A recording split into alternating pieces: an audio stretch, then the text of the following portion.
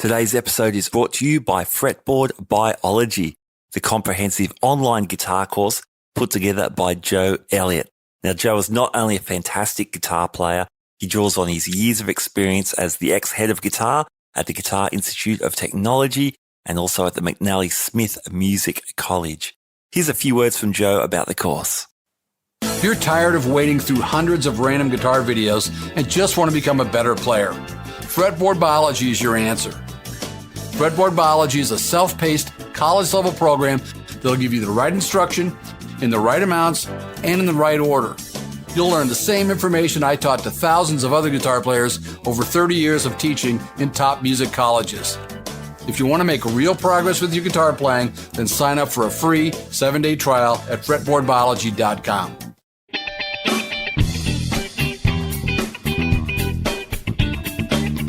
Hi there, you are listening to the Guitar Speak podcast. My name's Matt Wakeling. Thank you so much for joining me.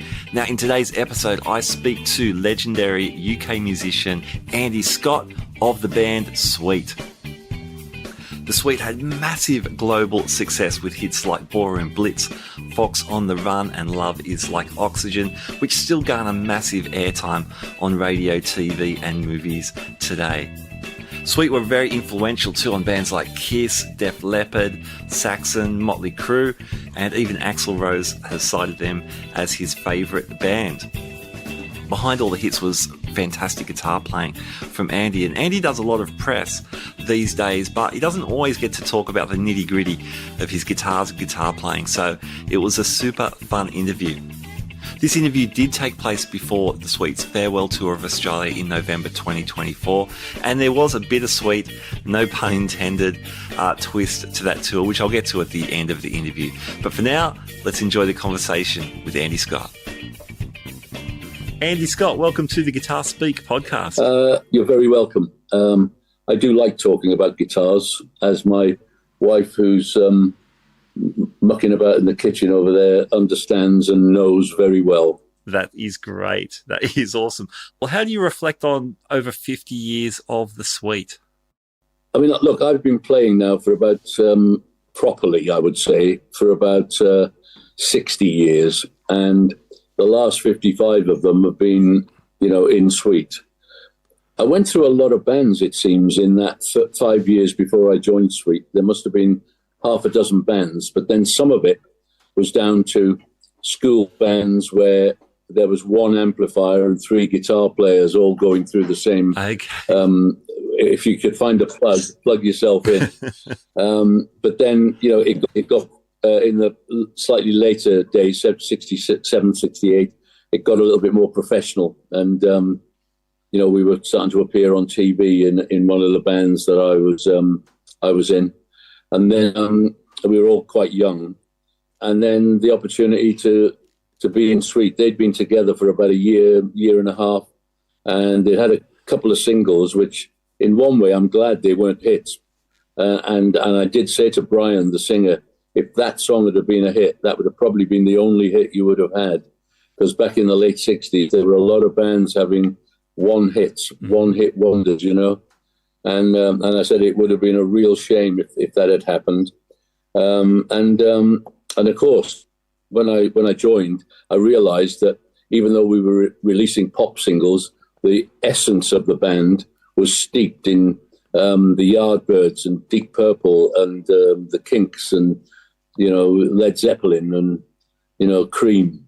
That's where our focus was. So when you turned our singles over, the pop singles, you heard a slightly different sounding band on the other side.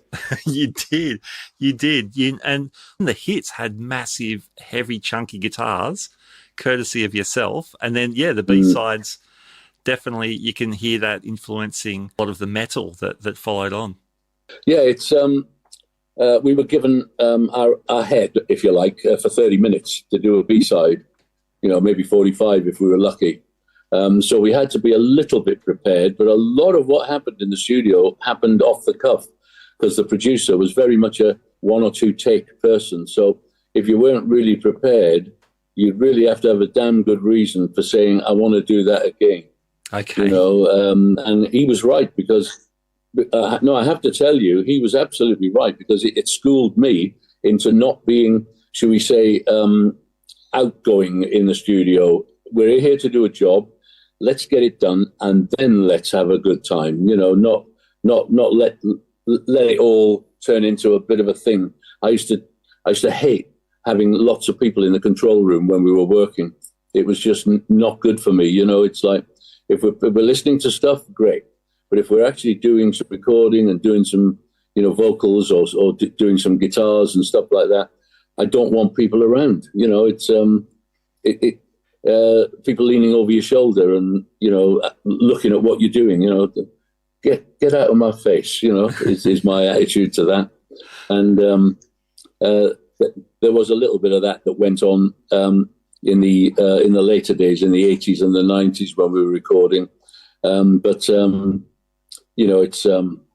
It's gone back to frugality now. So, let's get the job done. The guitar parts on the Sweet albums have always been very cleverly arranged. If you listen carefully to often the both rhythm guitars, there's different stuff going on, and then something really interesting in the center, and of course the solos. How, with that frugality in mind, how much would you work out guitar parts before you got to the studio? If it was a short burst, like on the singles, it would have to be worked out in my head as to what I fancied doing, because they're not going to stand there and let me do half a dozen, maybe 10 different versions of something. Yeah. And I used to enjoy doing this octave thing. For example, on Teenage Rampage, there's a solo that's in octaves. People don't realize. That's all in octaves, and then it bursts into a harmony. And then of course you hear it later in the 70s. Brian May does it. Yes. He definitely works out what he wants to do, and I think it became a thing, if you know what I mean. Whereas Clapton with Cream, he knew where he was going to start. There's one of the most, in My White Room, he starts off playing Blue Moon. I don't know if you realise that, the song Blue Moon. Yes, yes. I love that. And you think, God. And then he goes off into a blues thing, but I'm pretty sure he was not somebody who completely and utterly worked things out. And there are solos of mine where it hasn't been worked out. It's just been a go. It's your solo.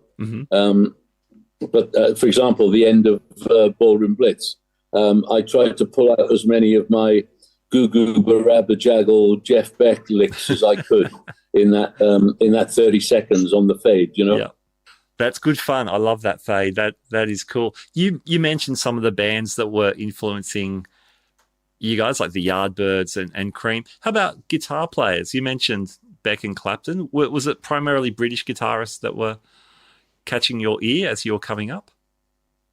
Well, before I joined Sweet, my two favourite bands were as the 60s moved on were Spirit, Randy California, and the Vanilla Fudge, because they were doing those vocal harmonies with a heavy rock kind of background,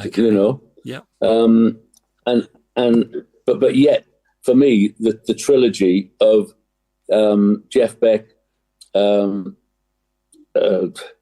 Jimmy Page, and Eric Clapton, that becomes the where a lot of the British guitar players grab their attention from. There were many other great guitar players. I had the good fortune in the band just before I joined Sweet to support Jimi Hendrix on his first ever tour of Britain. Amazing. We did in 1967. We were the support band in the north of England, and the band I was in at that time had two saxes. We were a mixture of one of those sort of, should we say, up-tempo, kind of heavy-ish soul backing with the saxes. And there were six of us in the band, and I'm taking a look at Jimi Hendrix with three in the band and the noise he's making. And I said to my singer, this is where we're going in the future. You know, I'm sorry, but, you know, 6 people in the band, we could be a 3 or 4 piece and be doing this kind of thing. And we transformed from that to that, the Elastic Band, in a matter of months, about 9 months. We turned it around. We knew that, like the sax players, we were a bit older, were never going to turn professional, fully professional. They had businesses. And the Hammond organist, who was really good, but he was married and didn't want to start traveling the world. But me, the singer and the drummer, were basically, right, where are we going now? You know? And we got my brother in as the bass player, and the singer could also play Hammond organ and flute. So we had a really interesting band with the Elastic Band, and that almost broke through. You know, it was one of those moments in time. You think, is it going to happen? Is it going to happen? Mm-hmm. And I found myself living in London with my brother in a flat that we could hardly afford. And somebody rang me up and said, go to this interview and have a chat to these guys. So I went along with my guitar, and as they say, the rest is history. This episode is brought to you by Fretboard Biology, the comprehensive online guitar course put together by Joe Elliott, ex-head of guitar at the Guitar Institute of Technology and the McNally Smith College of Music. I was one of the beta testers for the course and can say, as a music educator, I was really impressed by the logical sequence of learning. The course has also been endorsed by players such as Brett Garsed and Greg Cupp. For more details, check out the links in our show notes. You're very well known for playing an ES3 35 and coaxing all sorts of things which shouldn't be possible with that guitar, like dive bombs. And what's the story behind that guitar? I wanted a 335, having seen Richie Blackmore in a TV studio at Granada in Manchester. I'd seen Deep Purple before, and I'd seen him use a Strat and a 335. But this particular day, he was using a 335 with a Bigsby, and it was the solid Bigsby, not the one with the tailpiece. Okay. Screwed onto the body. Yeah. And he'd done something with the arm. The arm had got a little tilt in it. You know, probably put it on a vise and give it a good old tug. So you could get more. And then I spoke to him afterwards, and he said what he used to do was he used to put something like a dime, or a dime would fit in there, I think, in the bass, and a slightly longer spring. You know, a rocker spring out of a car engine, and that way you could get much deeper dives. But he said you've got to be careful, as I found out, don't pull it too high, because the spring goes running across the stage, and you don't want that. Yeah, you know. So I found out a way of not gluing, but putting some kind of tack in the base of the Bigsby, so it didn't leave its position, you know. Look, all guitars back then that were made, they were all hand done, so they all had their moments of glory. And I think mine was an oddball, because it's got 2 different serial numbers in it. It's got one in the body and one on the headstock, and it doesn't look like there's been a repair, but there was a story that the shop I bought it from in Manchester for £100, which was a good deal, had some kind of warehouse fire, or there was something happened, and the guy who ran the shop was interviewed years later, and he said, I don't think that guitar was in that. He said, but it does happen. You used to get guitars that had, where somebody had done the body, somebody had done the neck, only these are the 2 things they had left, so they joined them. Okay. And that neck is from a slightly later time than the body.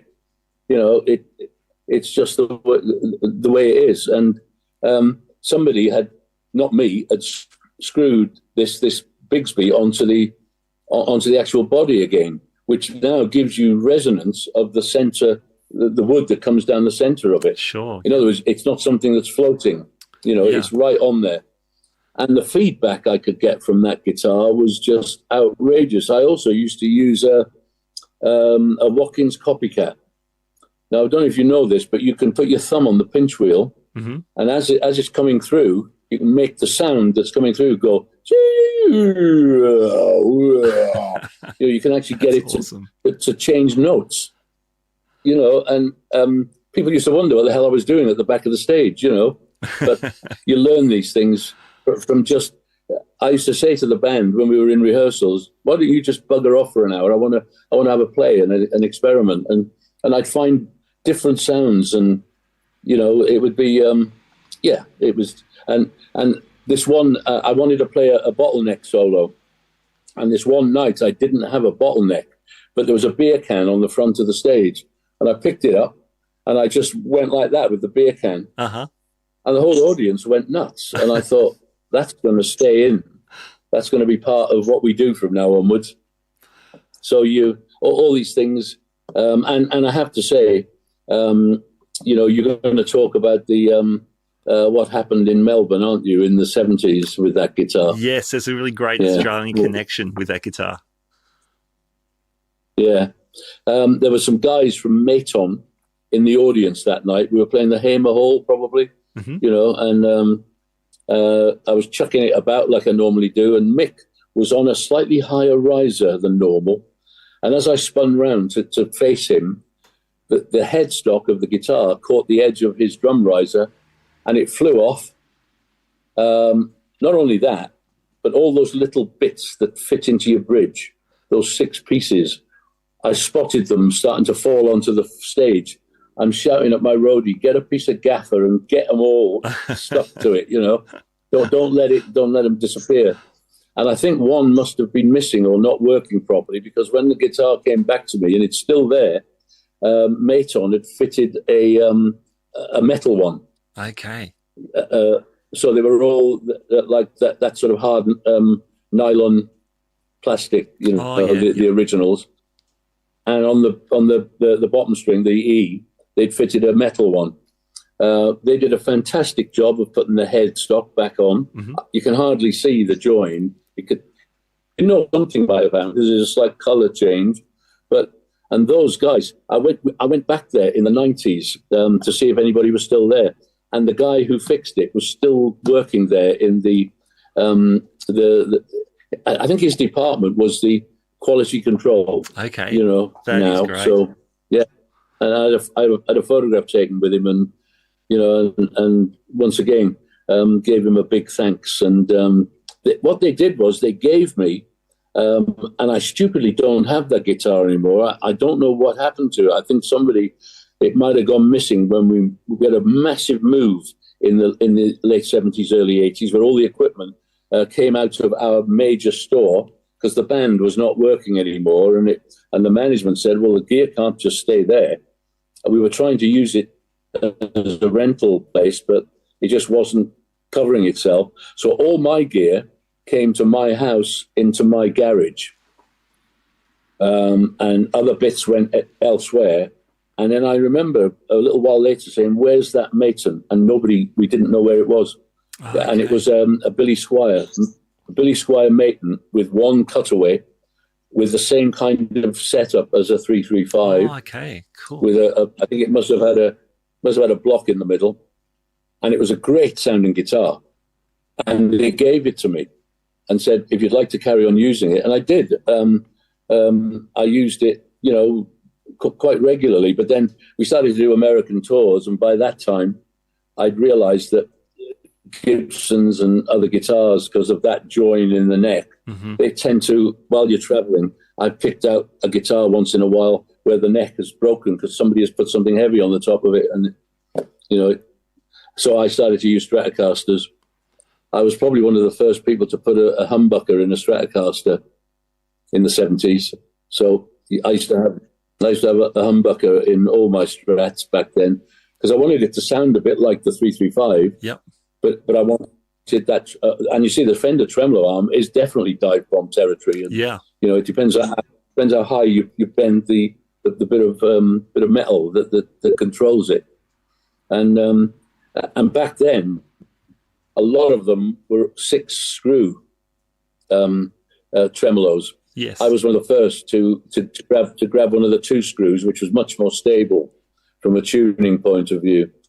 I remember talking to Jeff Beck, and when I saw his guitar, he came and did a charity show that I was part of near where I live.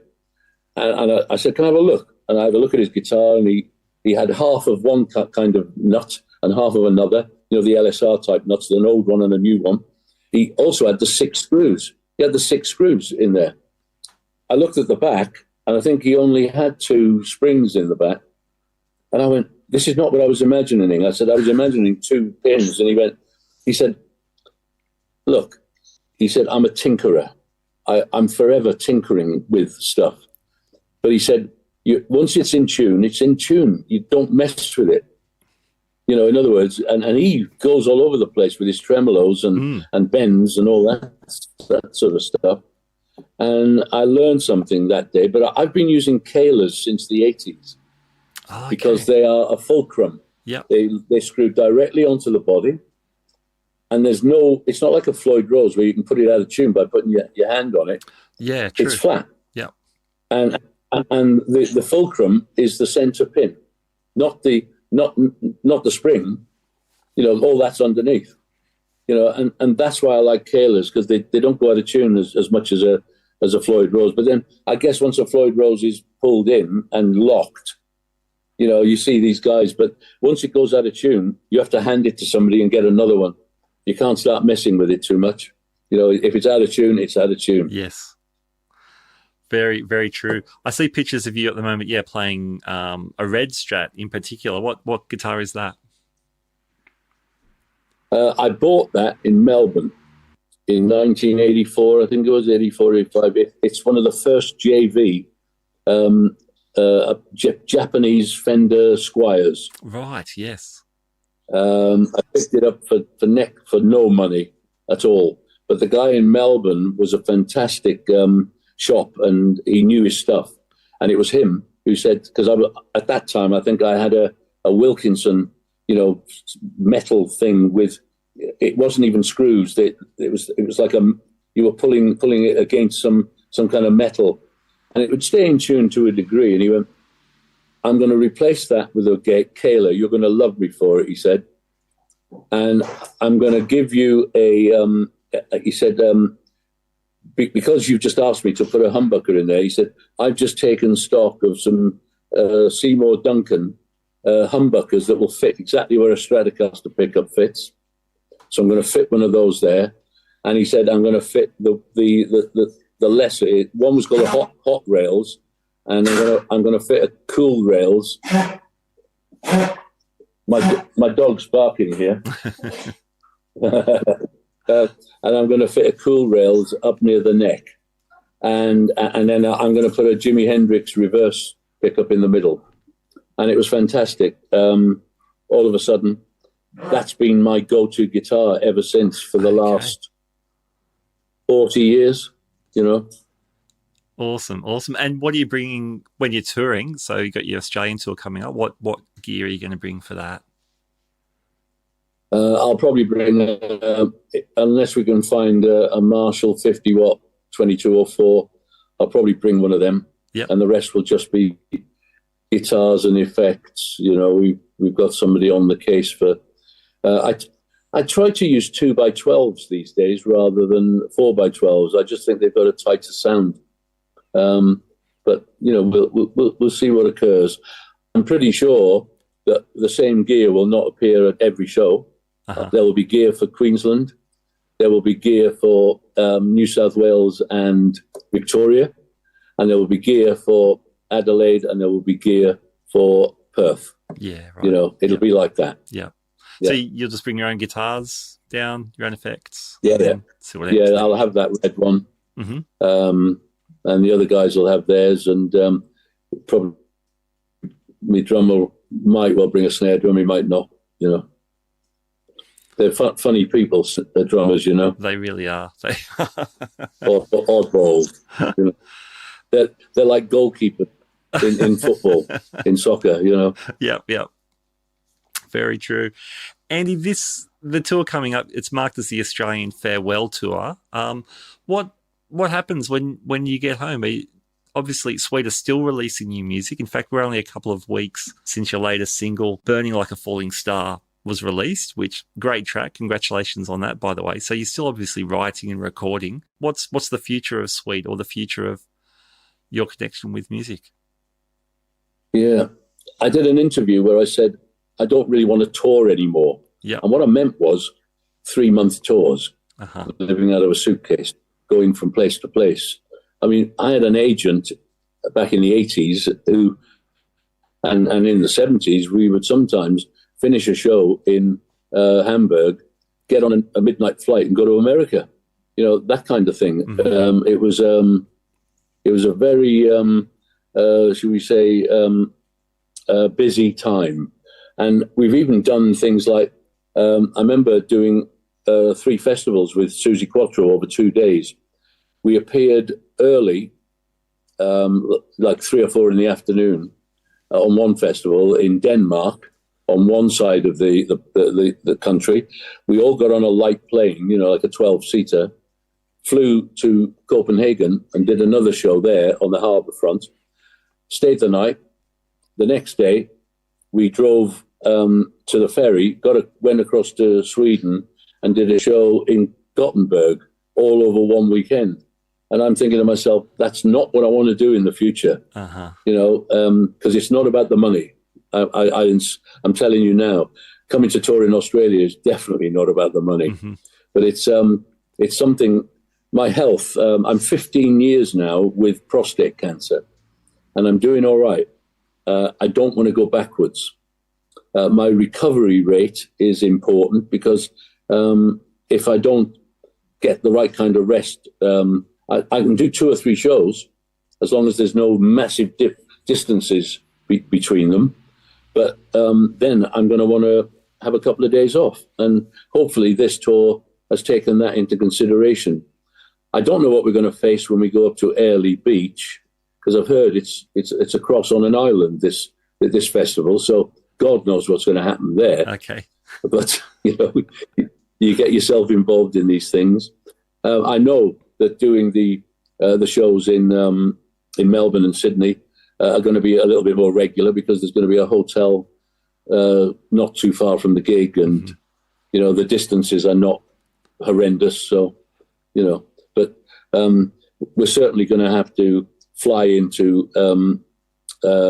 Adelaide, and we're certainly going to have to fly into Perth. I think Perth is the last gig that's been added, and we're flying home from there. So.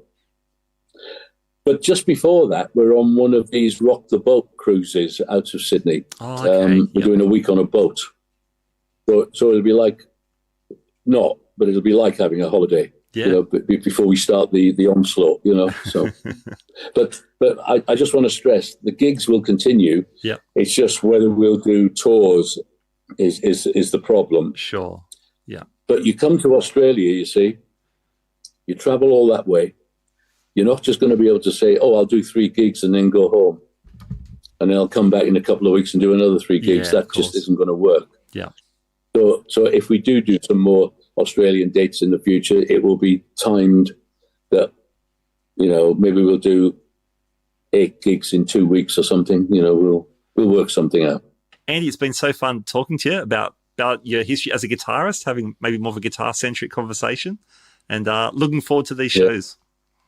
Will we see you at one of the gigs? Yeah, I'll be at Sydney. All right, good. All right, Thank you. All right, thanks, Andy. All the best. Bye. See ya. All right, Andy Scott on the show. I love that. Love that. Andy, not only one of the really influential figures of rock in the 70s, but got a front row seat to Hendrix and Beck doing their own thing at the same time. Very, very cool. Now, there was a sad twist to the tale. Andy fell ill during the October tour of Europe and didn't end up making the Australian tour that we were speaking about in the interview. But with Andy's blessing, the tour still went ahead, and Andy was subbed out by none other than Randall Waller, great friend of this podcast and an incredible musician in his own right. Andy said he would love to return to Australia and wrap things up as intended, So we'll see how that all pans out. As I speak, there are a number of dates in Europe for 2025 for Sweet starting in February, and Andy intends to be on stage for all of those. So look, we wish Andy and his family all the very, very best. All right, that's about it for the show this episode. Thanks so much for joining me. Thanks also to Fretboard Biology. Check out the links to that great online guitar course in the show notes. And last but not least, I want to leave you with the words of encouragement from Michael Schenker, which Andy Scott clearly lived by. Keep rocking, keep on rocking. Keep on rocking indeed. I'll catch you next time. Bye now.